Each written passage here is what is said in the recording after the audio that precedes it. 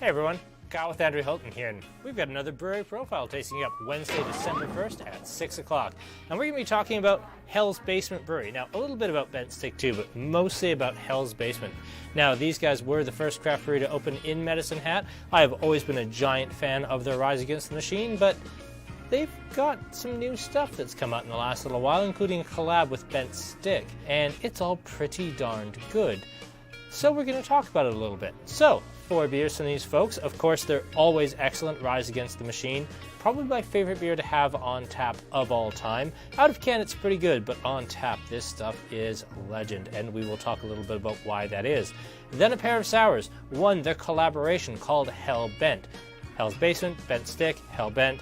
It's a sour brown, or a West Flanders brown, so a Belgian-style sour. Very interesting, nice raspberry character. I really, really liked this. I'll be contrasting that with their in-house sour, their Plum Sour.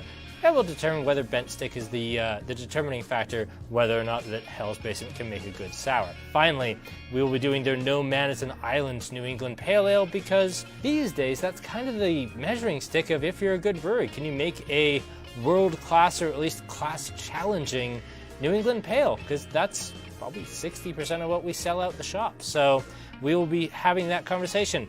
Not just with me, not just with you. We also have Adrian Bruce, one of my oldest friends. He's now a Hell's Basement rep. He'll be joining us live from Edmonton. Nicole Schmunk, our rep for the Southern Alberta area from Hell's Basement, will be joining us from Medicine Hat.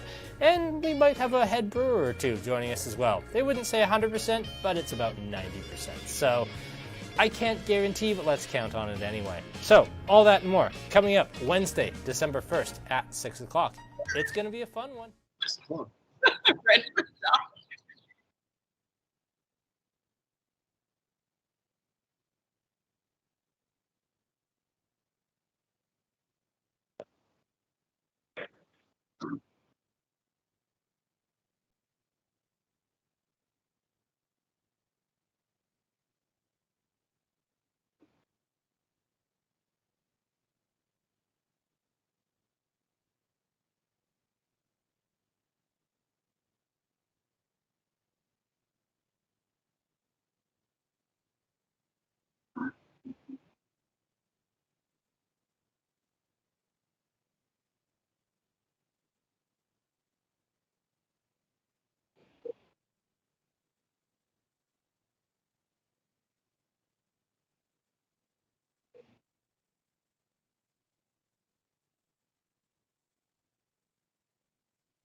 Thanks for having us. I can hear you.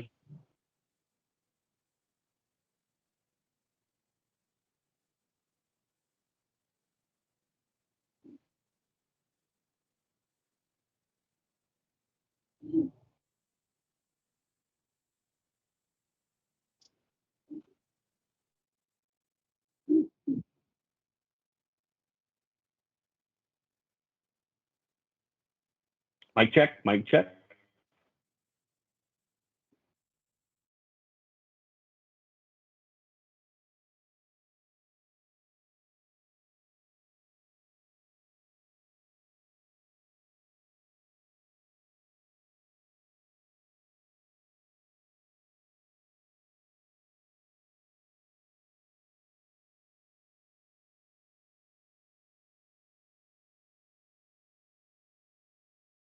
I can hear you. Yep.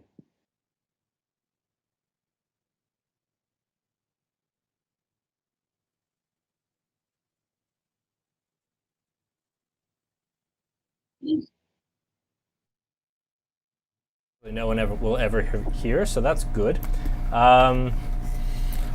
Still waiting for confirmation from someone in the comments they can actually hear this. Yeah, just give her. Just give her and hope. Uh-oh. Nope, Keep going. still no sound? Just go We're ahead. just going for it? All right. Here we are. All right, so let's just, let's go for it. So, hello everyone, let's try this again. This is beer tasting number 80 in our Virutil beer tasting series, because Aaron's spelling is about as good as his audio management. We are joined tonight by 3 guests. We have Adrian Bruce, Nicole Schmunk, and Ty Payette, all from Hell's Basement Brewery. Nicole and Ty are joining us live from Hell's Basement, and Adrian is joining us from Edmonton, where he is now repping Hell's Basement up there. Good evening to all of you. Thank you for bearing with me there for a minute. Maybe now they can't hear me. Who knows? Hi, everyone. Okay, good. They can hear me. So we have 4 beers here in front of us, all from Hell's Basement. We are going to jump right into our first beer here with No Man is an Island New England Pale Ale. Now, I know you guys got started in 2016. I've been to the brewery a few times. Who wants to walk us through a little bit of Hell's Basement Brewery and kind of talk a little bit about what you do and what your brewing philosophy is?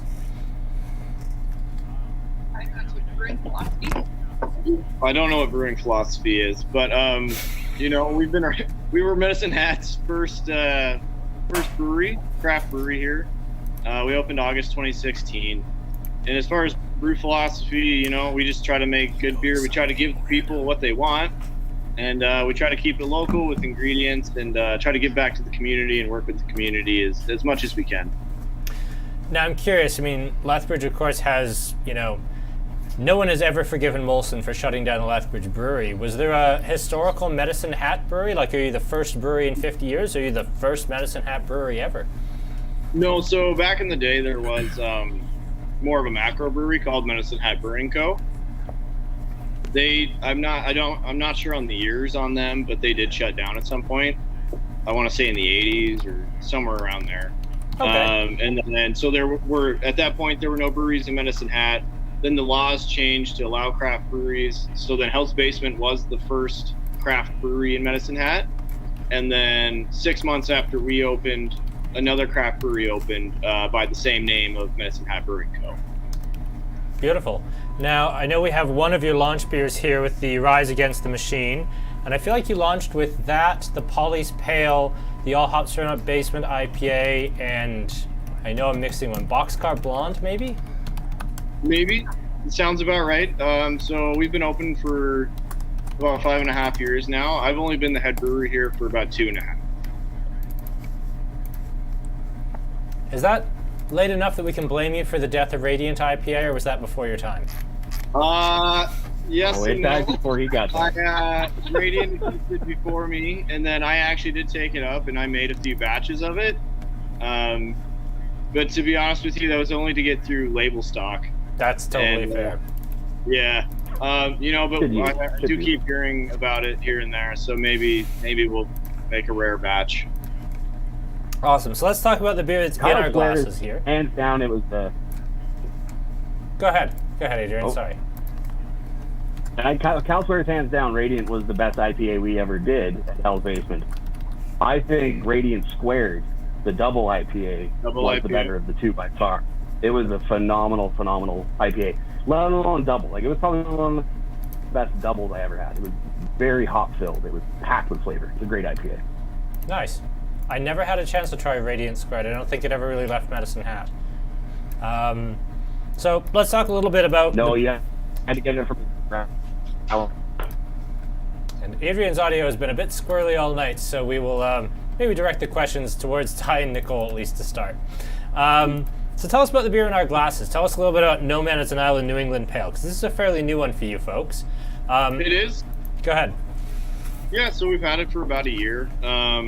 We made it kind of at the height of isolation and during the pandemic, when we were kind of on full lockdown, and we wanted to remind that, no man is an island and we always have friends. But as far as style goes, we really wanted to make a juicy IPA, but we were kind of tired of the high alcohol New England IPAs, and so we kind of wanted to go for a lower alcohol, just New England pale ale style. And this wasn't your first venture into hazy pale ales, as I recall. You've had a couple before this one. Yeah, I mean, we've done hazy IPAs and New England IPAs, but this would be the first low alcohol hazy that we've done. But the one shot is a New England IPA as well. We make that one regularly. Nice. So I'm curious. You came to Hell's Basement about 2.5 years ago. Where were you before? What's your brewing background, and what's your favorite beer? Not necessarily that you make, just full stop. All right, loaded question. So originally I'm from Montana. I always wanted to be a brewer, but they wouldn't let me go to brewing school in the States because I wasn't 21 at the time. So when I was 19, I said screw it, and I moved to Canada, and I went to Olds College, and I did the Brewmaster and Brewery Operations program. Graduated in 2019, and then decided I kind of liked Canada and that I was going to stay. So they were looking for a head brewer here in Medicine Hat, so figured I'd give it a try, and it was close to home, and yeah. And then you moved to Medicine Hat and realized that Canada really wasn't that great because you lived in Medicine Hat. Maybe not all parts of it, yeah. Probably one of my favorite beers, or one of the beers that changed me was just the classic like Rochefort Trappist 6. That beer, that's what opened my world into like different styles and different types of craft beer. I love that you went with such a classic. I asked that question of a lot of brewers, and they get either really esoteric and say, okay, there was this brewery that doesn't exist anymore, and it was 8 years ago, and they made this one beer one time. Yeah. Or they come up with something like crazy hard to get and collectible. But, Roquefort 6 is something you can get, not all the time right now because of all the shipping woes with COVID, but yeah, it's something you can generally get. It's nice to have that as an answer. Yeah, and that beer was just a real turning point for me. So, when are we getting a Belgian-style double out of Hell's Basement then? I'd love to, as soon as my bosses will let me. That's always the way, isn't it? Yeah, that's the beer I made as my project beer in college and everything, is I did Belgian Dark Strongs. So tell us a little bit about the Olds College Brewing Program. We haven't had a chance to talk about that very much. We've had some graduates of the Olds College program on, but we've always, had other things we really needed to get to first. But we've got a little more time tonight, as long as our audio holds up. So tell me a little bit about the Olds College program. You started there, probably in 2016, 2017? Yeah, 2017. It's a 2-year diploma program. It's a great program. It's still relatively young. I was in the 5th intake of students. And like I said, it's a 2-year diploma. The kind of the difference with Olds is they really do treat brewing like a trade, which it is. And so it's a lot of hands-on learning, a lot of working in the brewery. And then also we worked on marketing and science background stuff, but it was a lot of just hands-on learning, which is, I owe everything to as far as brewing.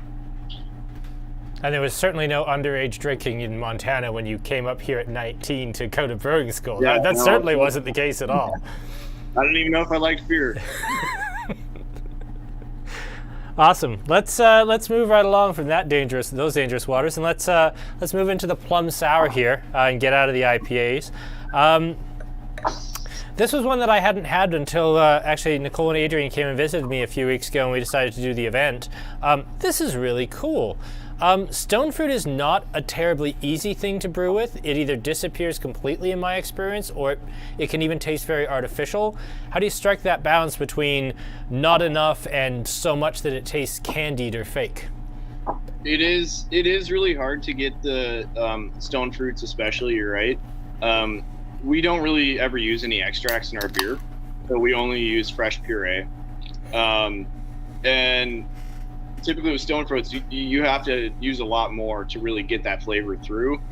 We kind of combat that by just putting it in the process as late as possible, and that helps kind of preserve the flavor of it as it goes through. Don't know if you can answer this one necessarily, but we have a question from the crowd here. Do you have a rough idea of what percentage of grads from Olds College get hired on at existing breweries, or how many are kind of doing the program because they've got, maybe some seed money or the idea of starting their own brewery right from scratch? Yeah, I don't know the exact numbers, but roughly I would say 80% go to work at existing breweries or are already working at existing breweries and go to school to, kind of enhance their career. And maybe 15 to 20% are looking to open their own brewery. So, and then, there's a good portion of students that don't go into brewing, they go into sales or marketing and that kind of stuff too. Yeah, but those people don't count. So, No. Adrian, I feel like you've been grossly underused so far. Anything you want to jump in and talk about it with the Plum Sour here?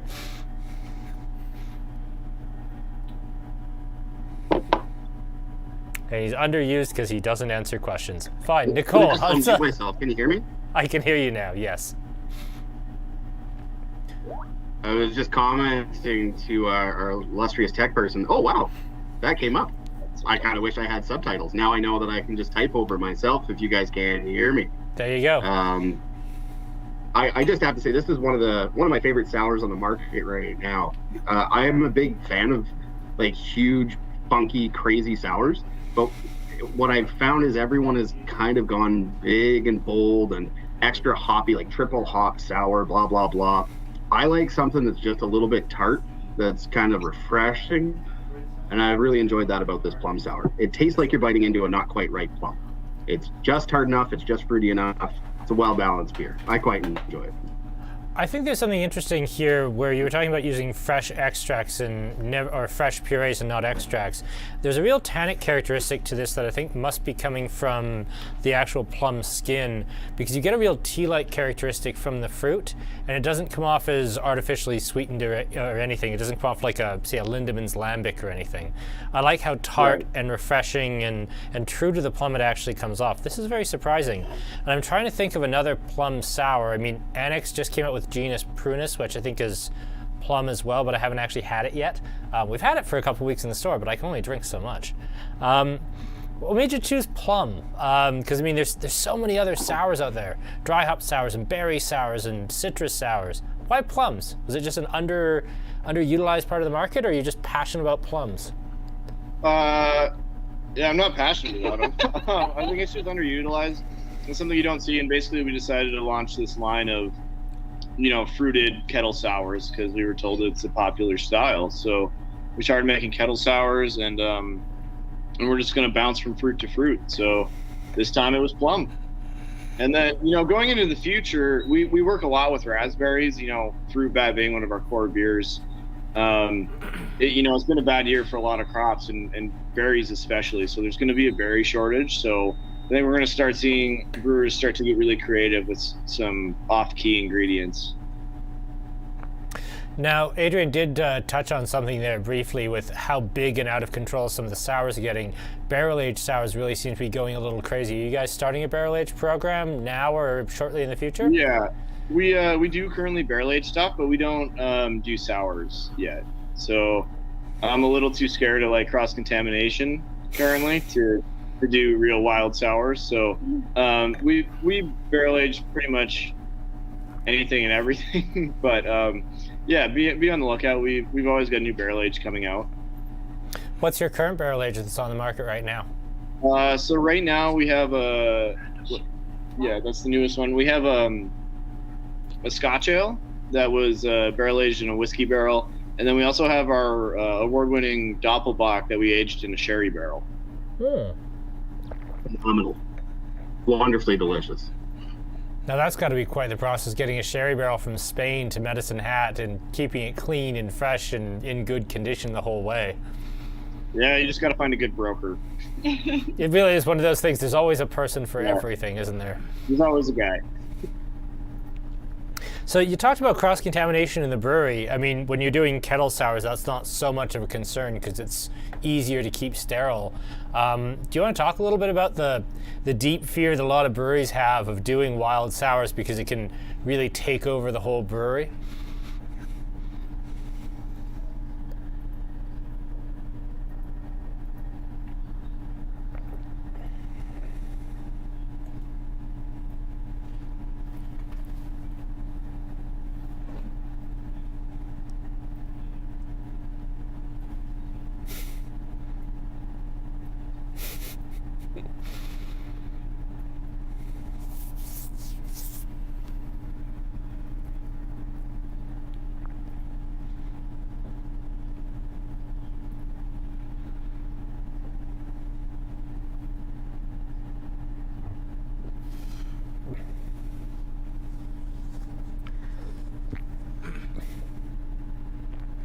But I've heard probably a not 100% true story of, a brewer who told me about a colony of Brettanomyces that was growing in a bucket of sanitizer. Like, it's really hard to kill. Oh, apparently we lost his audio. Whose audio? Ty's. Oh, and apparently it's now back. Yep. Sorry, it always gets a bit squirrely when we have two separate guests at the same time. The audio software isn't always a big fan of that, so I apologize. We are we're doing our best. Is it working? Seems to be working.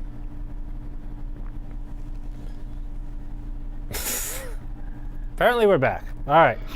Let's keep running here then, and let's talk a little bit about your collaboration here. We'll go to the third beer, the Hell Bent. So, obviously a pun on Hell's Basement, Bent Stick. How did you get involved with Bent Stick? What's the relationship between the two breweries? Maybe you guys want to take that one. Go ahead, Nicole. We have criminally underused you so far. This one's all you, Nicole. Oh, God. Not to put you on the spot at all. No, I'll just keep talking. Yeah, go ahead. Go ahead. I mean, who is Cole? So Cole used to...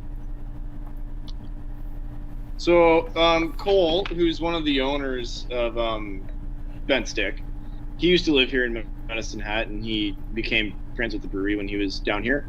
And then he moved on up to Edmonton to open Bent Stick, and we remained friends, but we always wanted to make a collab together, so kind of got together and started talking. We said, let's make a crazy beer. And so this is a sour ale, but it's a darker sour. It's like a West Flanders brown or Flemish red. Yeah. Do you want to talk a little bit about the history of the style and why it's kind of becoming a bit of an it style right now, but in the last 3 years when kettle sours have really been booming, we haven't seen this emerge. And there are certainly like North American examples of this style, like Lost Abbey's Red Poppy and that sort of thing, but this is fairly new for Alberta. Yeah, I don't know a whole lot about the style, honestly. We didn't really base it off any style. We kind of said we just wanted a chocolatey brown ale that we wanted to, and it's not overly sour. It's just got like a nice tartness on the end of it, kind of paired with a nice chocolate raspberry punch to it. So honestly, we didn't know how the beer was going to turn out. We just said, let's make a sour brown ale and add raspberries to it. So we did. It kind of comes off more like Rodenbach. I mean, Rodenbach definitely has a bigger like acetic acid character. Sorry, Adrian, I cut you off. Go ahead. Oh, no, it's okay. It's probably the audio delay. I was just saying, we weren't trying to go for an Oud Bruin or anything like that. But you know what? You could probably let this can sit somewhere for 4 or 5 years and come out in a pretty funky Oud Bruin quality. I think that's very reasonable. I mean, it comes off a bit like a Rodenbach, although Rodenbach, like I was saying, has a bit of more of a acetic acid kind of vinegary quality, which is part of Rodenbach's charm. I mean, vinegar in any component is usually considered purely a brewing fault, but Rodenbach's always kind of made it work. I do like how bright and fresh this tastes, though. So that's one thing I like about, I guess, this industry is the fact that you can do collabs. There's almost like a friendly competition everywhere. It's such a community that you can really have a collaboration with anyone and work with anyone in the industry and come out with just an amazing beer and work together on it, where that's not every industry. So I really enjoy that about this industry specifically. I think that's fair. There are, of course, the famous breweries, Wild Rose, that don't play nicely with others.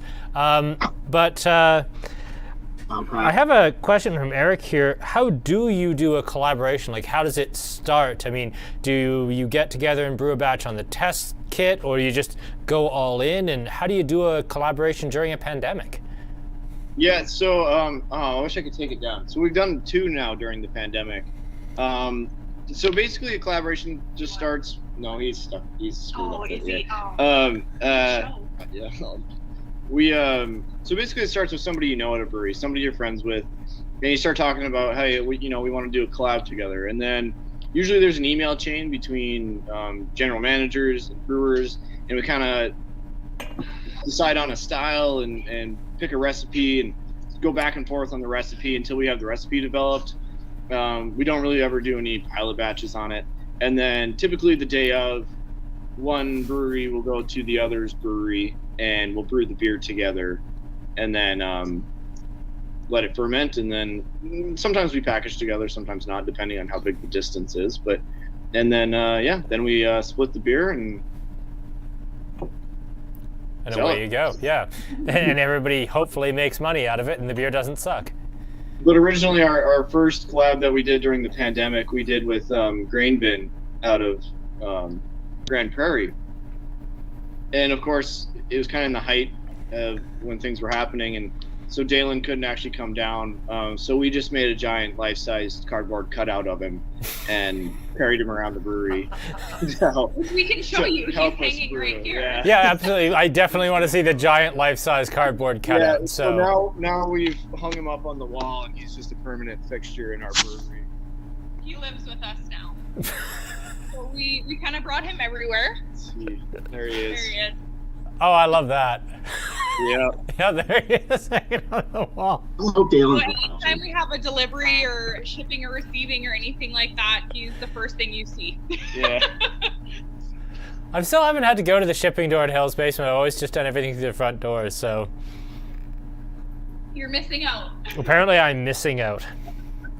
I will say you got a really pretty like root beer cola, cherry cola thing coming off this, and not cherry cola because it's raspberry, but like berry cola and then just nicely tart.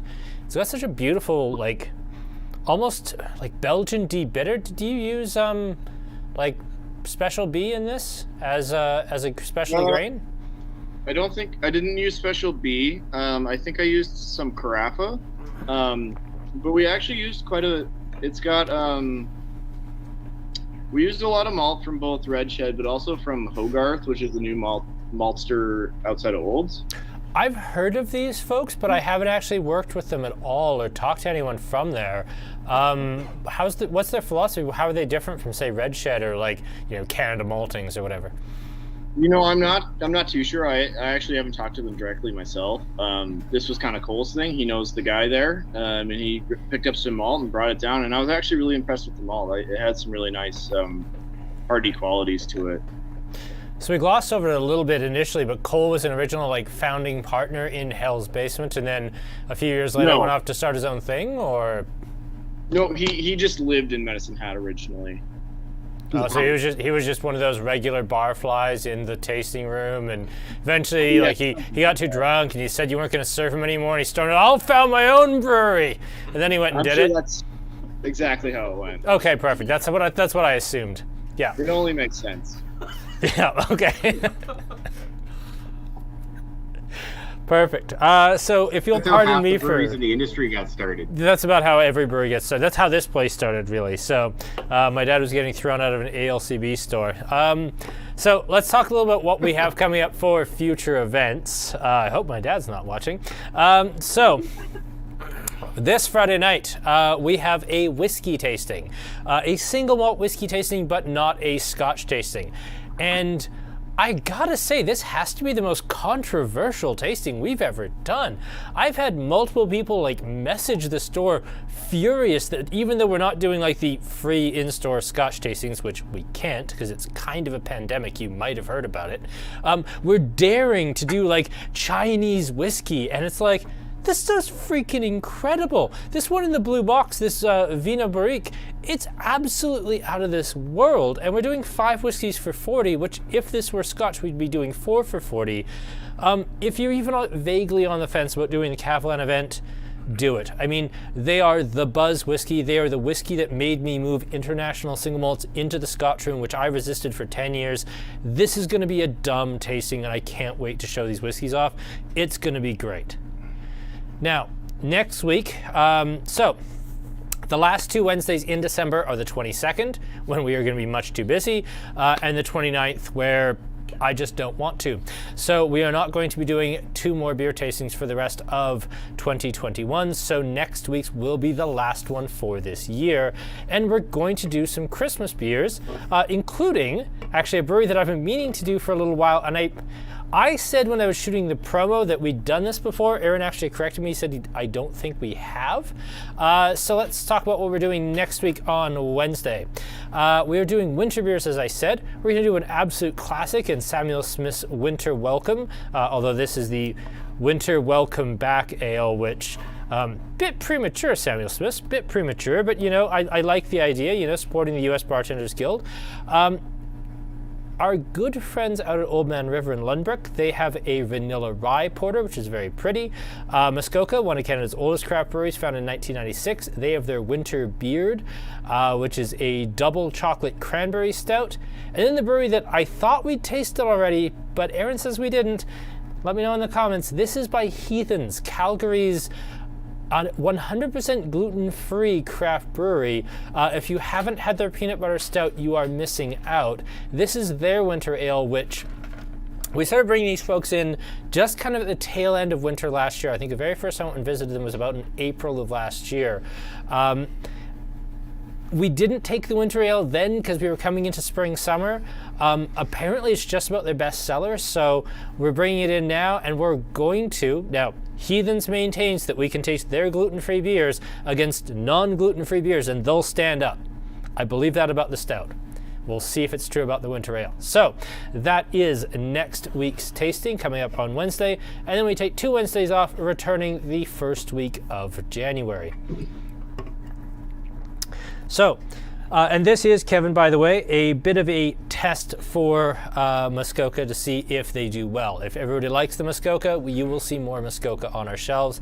Just like when we did that Category 12 event, everyone went nuts for Category 12, and now we carry like 8 Category 12 SKUs. So this is very much the testing the waters from Muskoka.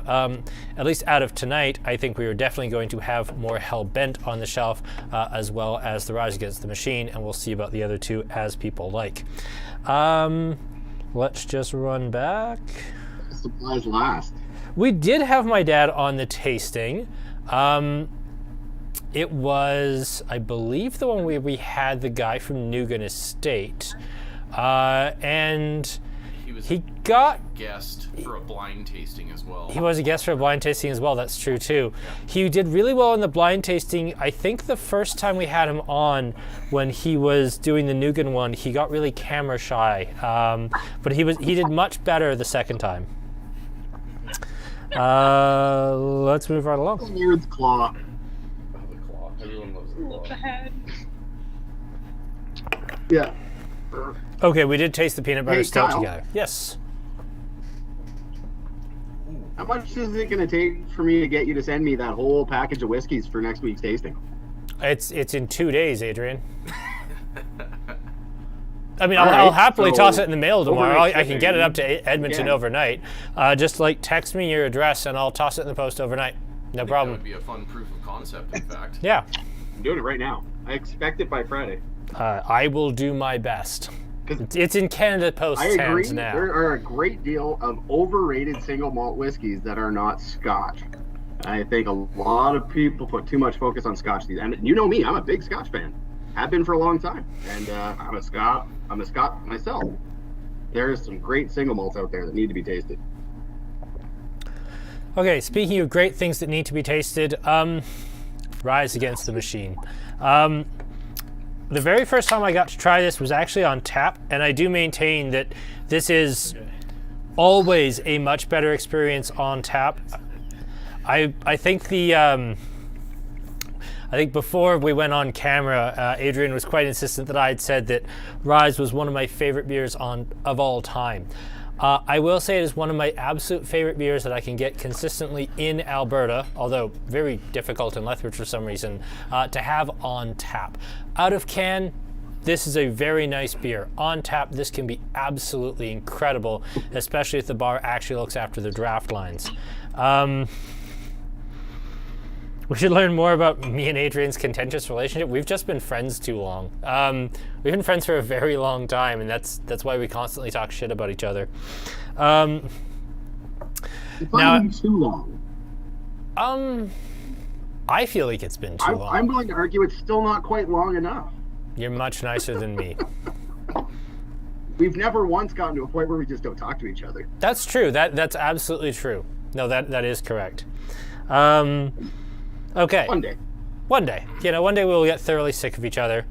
But let's talk a little bit about the Ryes. Am I correct in saying this was, again, I know before your time, but was this a launch beer for Hell's Basement? I really feel like it was.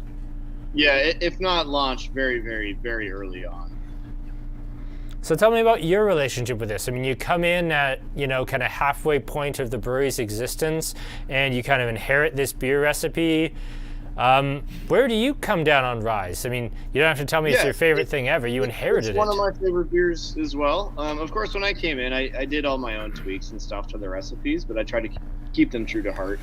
So I tweaked it, but just a good brown ale is one of my favorite styles. So it's definitely one of my favorite things on tap. I like making it. So yes, it's still in little cans. Can we talk about that? The little can versus big can controversy? Can gate? Yeah, we absolutely. You want to get into it? I want to get into it. I like the big belt of beer before we get into it. Yeah. Some people like little cans, some people like tall cans. I like little cans. Before we started doing tall cans, I fought it really hard because from a logistics standpoint, it's really hard switching the canner back and forth and keeping stock of both tall and short cans, and that, and the labels and all that kind of stuff is just a bunch of headache. But we went for it. I don't know, it works for some people it doesn't. So we do both. That's a very nice non-answer. It's a very politic answer. There you go. Yeah, there we go. Honestly, diplomatic. So you mentioned kind of, difficult to work with. Eric asks, every time he has it, he wonders why other Alberta breweries aren't messing with or working with rye. Do you want to talk about the particular joys of brewing with rye as a grain?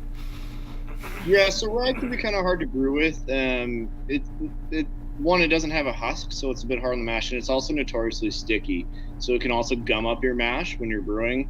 Right now, it's actually currently, with all the shortages and everything, it's actually hard to get right now. And then aside from that, there's just not a whole lot of styles that use rye. It usually lends itself either to, when I think rye, I either think like a rye brown, or like a traditional Rogan beer, or like a rye IPA, like, Bear Republic's, what is it? Is that Racer? No, it's not Racer 5, it's the other one, Hop Rocket? I can't remember. It's been a while since I've been in that part of the world. But yeah, they're typically very specialty styles, like not huge pieces of the pie. So I think a lot of people don't work with rye. Do you have to, so at least in rye whiskey, particularly American rye whiskey, and as Canadian whiskey kind of improves, I notice a really distinct, like, fresh dill characteristic that kind of bleeds through into at least American ryes. Do you find that dill characteristic comes through in beer as well, or is that something that comes out more in the distillation process, or is it something you're always aware of and you want to play down a bit? I haven't actually ever heard that before. No, I wouldn't say that I do. And I would say that probably comes down to like the percent at which you're using it. So in your rye whiskey, you're using mostly rye. So when we're using it in beer, we're not using 100% rye. Well, no, it would never sparge. That's too much. So like 10% rye is a pretty high rye beer. 10 to 20% would be pretty high for a rye beer. Oh, has anyone brewed with the new hybrid rye varieties? I'm not really up on my rye genetics, so I'm not sure how to answer that question. I mean, when I hear like rye hybrid, I'm thinking like triticale. And I actually did do a homebrew mash with triticale. It broke my fucking mill. That stuff's like harder than concrete. It's like milling rocks. We ran it through the mill 3 times and it broke my mill. Don't brew with triticale. I don't know if anybody's brewing with any rye hybrids. I haven't heard of them. I think the problem with that would be is you'd have to find somebody that's malting rye hybrids. We don't brew with just raw rye. No. It's got to be malted. So I don't know if any maltsters are malting it or not. But I haven't seen it on the market. I'll put it that way. And I think that's just it. A great deal of experimentation. Right? Like rye itself is a pretty spicy kind of character. There's a big, that's why it's 10 to 20%. It's such a bold flavor in a rye. If you hybrid the rye, are you muting it? Are you accentuating it? What are you doing? So you'd have to do a lot of experimental small batches to be able to determine what flavor profiles you're going to be able to achieve with that kind of grain. A lot of people, I don't think, mess with the rye as it is because it's it's a pretty, I don't want to use the term volatile, but it's a pretty like pungent grain to try and put in. You're not just going to add 5% rye to a brown ale to make it darker. You're going to get a different flavor character than you would from any other malt, right? If I was going to experiment with with a hybrid rye malt, I would want to just do a 5% brown ale or something like that with it and see what happens, and then determine from there what kind of viability it has. I'd be curious to try it though, just in a a small batch homebrew kind of setup, a half barrel or a couple of barrels at a time, just to see what it does. All right. Well, I do want to ask the question: what should people? I mean, we're coming to the end of 2021. What should people expect from Hell's Basement in 2022? What does the future hold? I mean, you've been there a couple of years now. You're putting your stamp on the brewery. When are we going to see your Belgian Dark Strong? What's the future going to hold for Hell's Basement? Yeah, soon probably. We're expanding our barrel program, so we're always bringing in more and more barrels. So a lot more barrel aged stuff. Of course, that takes a while because we barrel age for a minimum of 90 days, but usually upwards of 200. We finally got we were without a pilot system for about a year, and we finally got it up, and our new one up and running. So you're gonna see a lot of crazy weird stuff coming off of that thing. Brand new. Well, it's not brand new, but new to us pilot system right over there, 3-barrel. So we're going to be able to kind of go crazy and make any sort of styles we want. Our next barrel-aged beer is going to be this is a little different for us, but it's our Deep Roots Red Ale, barrel-aged in a red wine barrel. So that'll be coming out soon. Oh, that's cool. That one, yeah. That's going to be really cool, actually. And is that going to be brewery only, or is that going to be going out to retailers near you? Maybe both. I mean, just me, really. I don't care about anyone else. Fuck them. I mean, me. If you want it? I do want it, yes. We'll write you down for some. Yeah. All right. Yeah, if you like red wine, it's a good beer. Yeah, and then just kind of maintaining our cores, and then we'll see. We're starting to do more and more with lagers. So we have our traditional German lager that we make rare, and then we made a collab with Valley, which was a Mexican style lager, which we might do again. And then we also made our Midnight Mariachi, which is one of my favorite beers. It's a Negra Mexican style beer. So it's based off of Schwartz beer. And it's just a style that you don't see a lot of. Like the only one I've ever had is the Modelo Negra.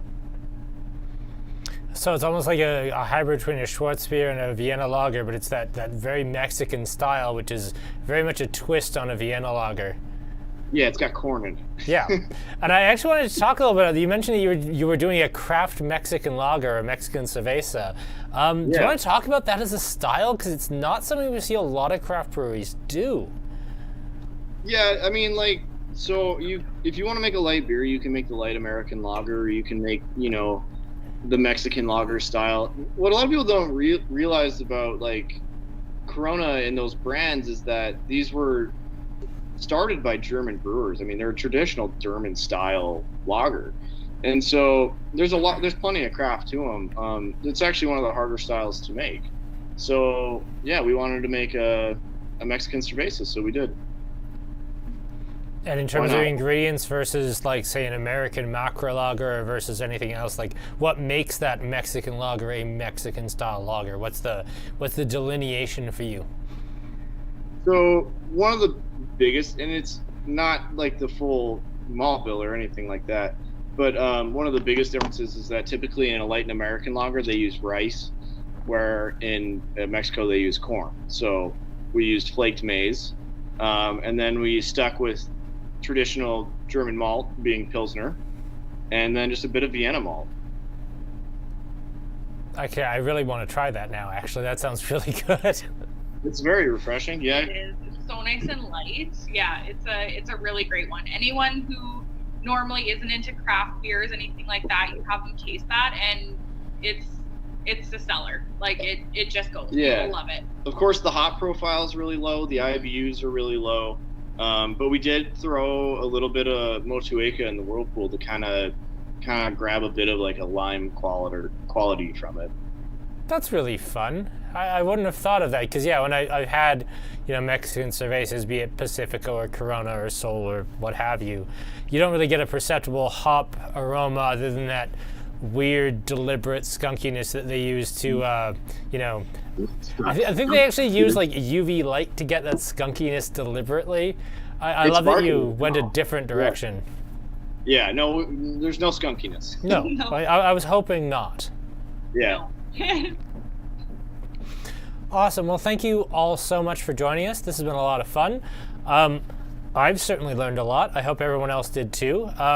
We went to some weird places. We talked about Mexican lagers, which I really was not expecting. We talked about the difficulties of brewing with wild yeast in the brew house. This was absolutely fantastic. Thank you all so much. Thanks for having us. Yeah, thank you. Yeah, my pleasure to have you. We'll, I'll ask you to stick around because we're going to cut the tasting here in about 2 minutes. Thank you to all of you for joining us as well. This is our Viral tasting, number 80. Thank you, Aaron, for your spelling. Join us again on Friday night for Cavalan and on Wednesday next week for Winter Ales. And for Andrew Hilton, I'm Kyle. This has been a lot of fun. I hope you enjoyed this as much as I did. Have a wonderful rest of your evening, and good night.